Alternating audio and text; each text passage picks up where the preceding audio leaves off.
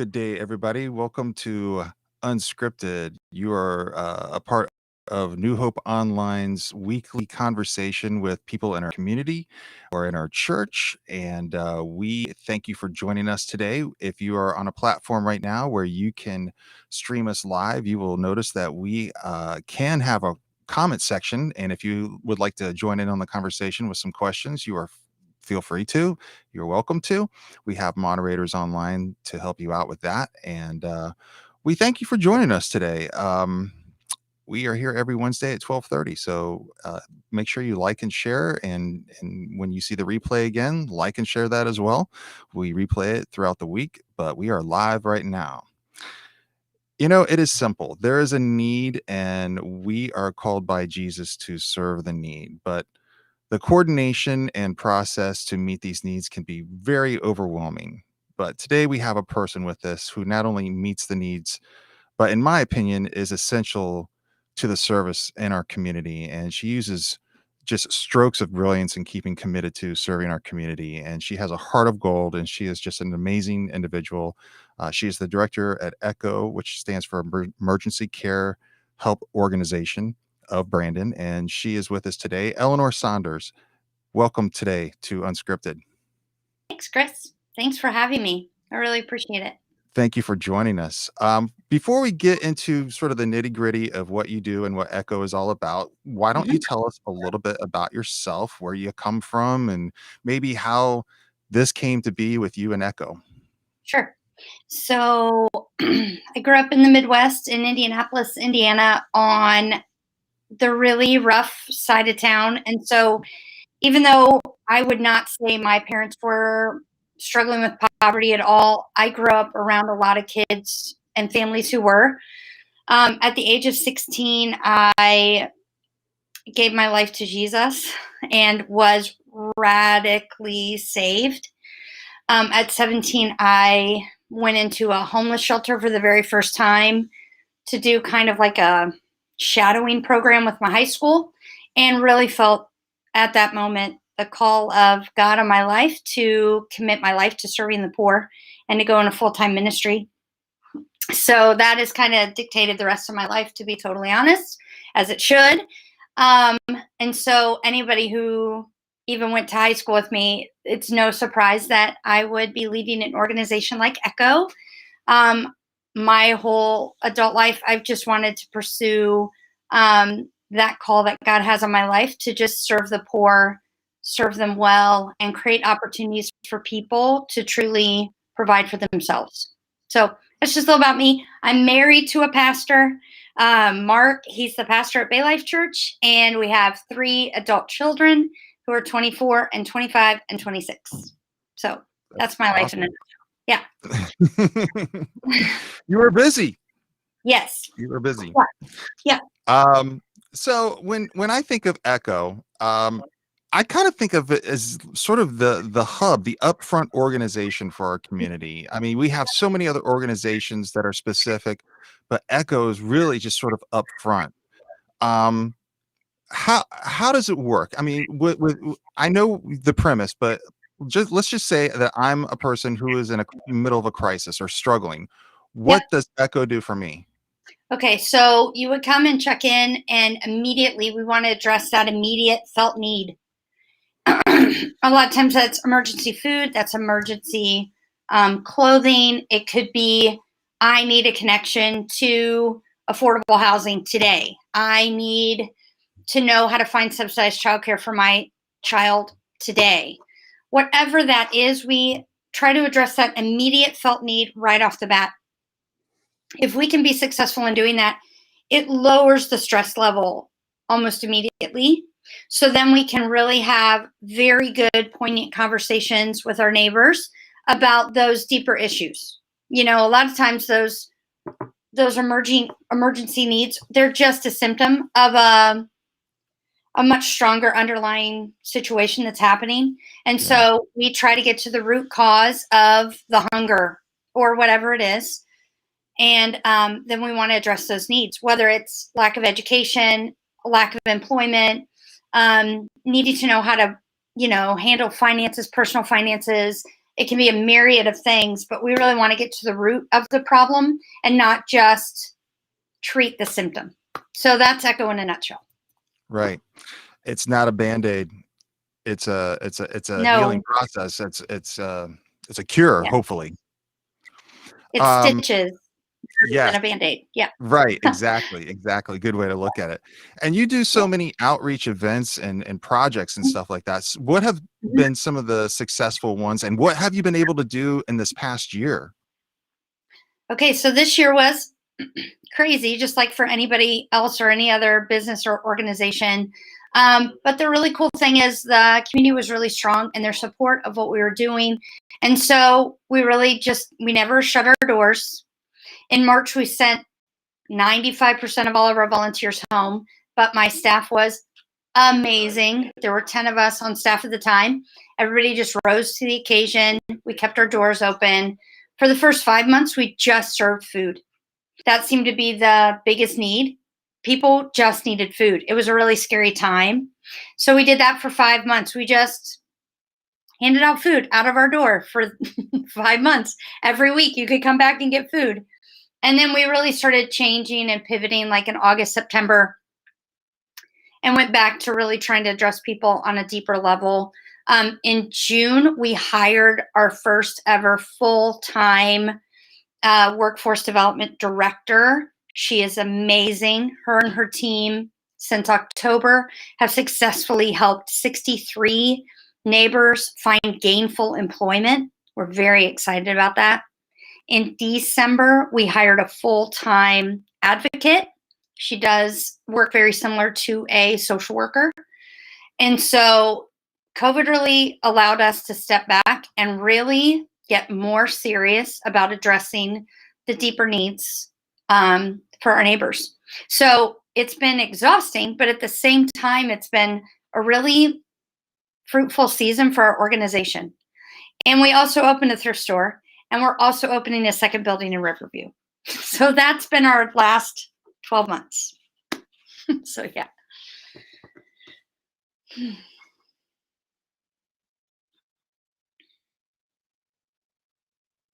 Are you there, Chris? I'm here. Sorry about that. We had to switch studios. The thrift store, has that been successful so far? Overwhelmingly, more than we could ever imagine. We had to get pressure on lot, and so that was a main motivator. Open the thrift store. Mm-hmm. We also wanted to do work of what was going. So that's been open story. Great. So with all of this progress and things that have been just developing, where would you like to see Echo in, let's say, 10 years? What is your vision for Echo? Should we be expecting more of like a progressing throughout the county, or do you even want to go through the Bay Area? I mean, no, we really are unincorporated. I feel desperately underserved area of our county. And so we're going to see an unincorporated wholesale. We only serve 2 zip codes in Tampa. That would be 33610 up by the Water Rock, and 33619 is Travis Village and Claremont. We serve those because they have our community. But we serve 18 zip codes. The long-term vision is to open one more outreach center in East Tampa. That would create a triangle for us in unincorporated wholesale. We feel like we could reach our 18 zip codes to the fullest if we had one more outreach center. We're looking at that in the Florence area. And then we would also like to open a nonprofit motel where we can provide emergency bridge housing for our neighbors in need. It would be a place where they could come find immediate shelter while we connected them with long-term solutions.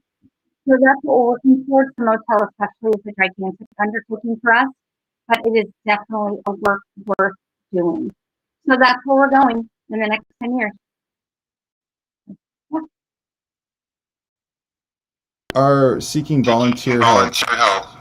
I know we try and help out as much as we can. I know you have a lot of people come forward and try and serve as much as possible. Where is the biggest need for your volunteer opportunities? Right now, we really need volunteer social workers. Anybody with a background in social work, we need help with that. We're building that department. We could also use people who are bilingual. We are desperate for bilingual volunteers. We often will go a whole day where I would say 75% of the families, especially in the Riverview campus, they're only Spanish speaking. So we could use bilingual volunteers, and we could also use volunteers who have a social work background. That's our greatest need right now. With everything that you've done, you've been hailed by Tampa Tribune, Fox 13. You've been given the title of hometown hero. How does that make you feel? Humbled. I mean, there's so many other people doing so many other really cool things. I mean, I'm glad if anything like that could bring, attention to our mission, but it's a team sport. I mean, the Christian walk is a team sport, right? And I feel like Echo is a team sport. My team is amazing, and we all work together to make it happen. So that's how I feel about that stuff. Very humble. But it's awesome. It's awesome to see somebody getting some recognition for that, because you do a lot, and you do spark a fire for other people to start to burn, and I think that's amazing. Thank you.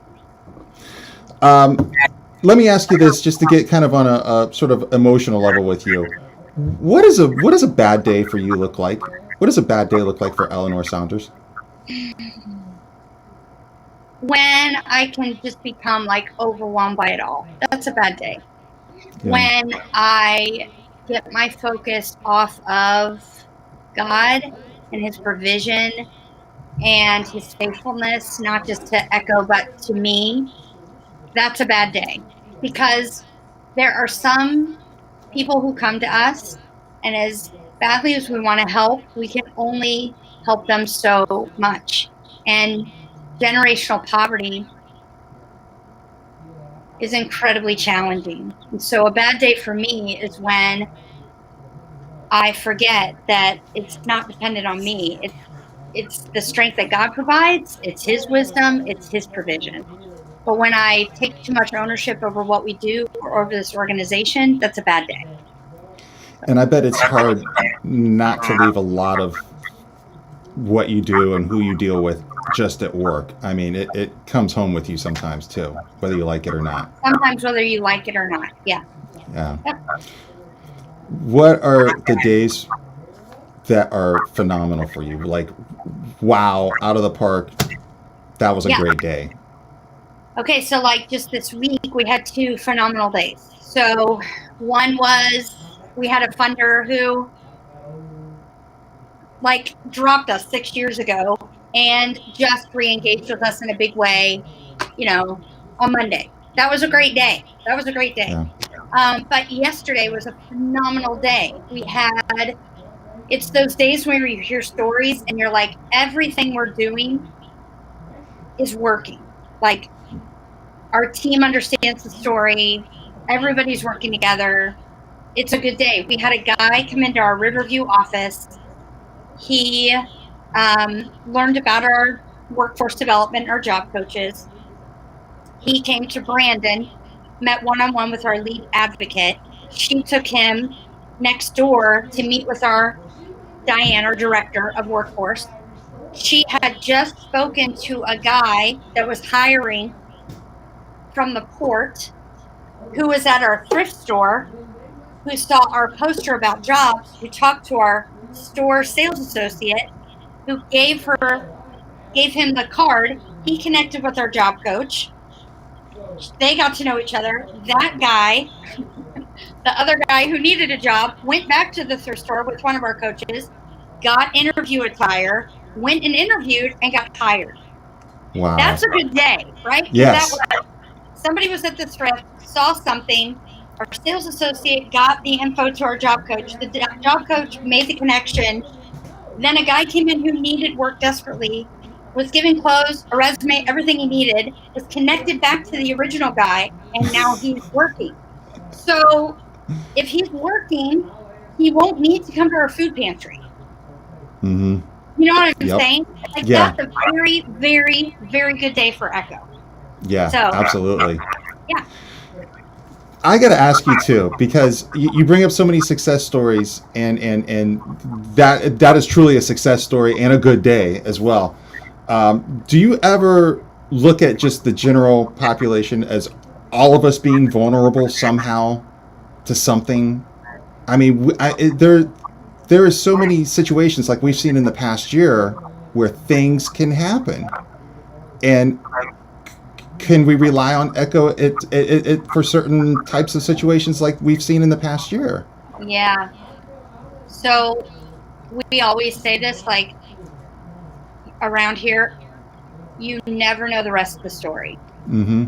You just never know the rest of the story. We've had people pull up here in Escalades. It would be incredibly easy to judge that, to make a snap judgment. You can't. Sure. The family who pulled up in the Escalade was literally living in the Escalade with Wow. expired tags. That's all they had left. We had a lady come in to Riverview just yesterday, and she had seen us in November to sign up for Gift of Hope, which I know New Hope is involved in. And she relayed back to Steve, the director in Riverview, that her son had gotten COVID around that time. She got furloughed, and if it hadn't been for Gift of Hope, her kids wouldn't have had Christmas presents. This is a woman who's worked her whole life. So yeah, it can happen to any of us. Mm-hmm. I've worked with homeless people who were former college professors. I mean, no one is immune from Yeah. crisis. So anyway, we really do believe we're just we don't call people clients. We call them our neighbors because that's what we believe they are. We're just Yeah. neighbors serving neighbors. We want to serve people with side-by-side service. We just want to come alongside someone, and we want to treat them just like we would be treated, because they're the people that we shop at Walmart with. Our kids are in Little League together. We go to church together. They're truly our neighbors. So yeah, no one's immune to emergencies, that's for sure. What an amazing perspective. Wow. Listen, I got to tell you, I want to thank you so much for joining us today and just spending Sure. some time with us, giving us your story and letting us know a little bit more about Echo and just your who you are in your day-to-day operations. I think it's very important for people to hear more about it and to understand what it's like to see it from your eyes. So I appreciate your time. Sure. Thank you so much for having me. I appreciate it. Have a wonderful day, Eleanor. Thank You too. you. All right. Thank you. Bye bye. Bye. And thank you for joining us on Unscripted today. We will look forward to seeing you next Wednesday at 12:30. Until then, be safe and be of God.